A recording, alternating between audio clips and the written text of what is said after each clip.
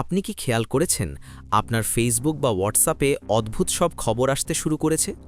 যেমন পিনাকি ভট্টাচার্য বা মুস্তাফিজুর রহমানরা জোর প্রচারণা চালাচ্ছেন বিপুল ভোটে ক্ষমতায় আসছে জামাত।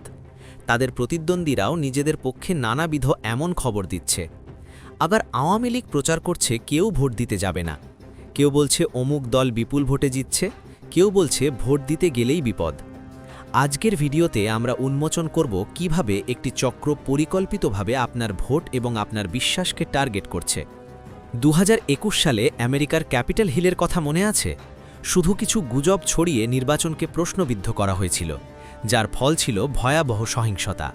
ঠিক একই ফর্মুলায় বাংলাদেশেও সেনাবাহিনী, পুলিশ এবং নির্বাচন কমিশনকে নিয়ে নানা বিভ্রান্তিকর তথ্য ছড়ানো হচ্ছে। উদ্দেশ্য একটাই, আপনার মনে প্রতিষ্ঠানগুলোর প্রতি ঘৃণা আর অবিশ্বাস তৈরি করা। তাহলে বাঁচার উপায় কি? খুব সহজ, গুজবগুলো চিনে রাখুন। 1. ভীতি। ভোট দিতে গেলে গ্রেফতার হবেন বা নারীদের জন্য কেন্দ্র নিরাপদ নয়। 2. প্রতিষ্ঠানকে টার্গেট।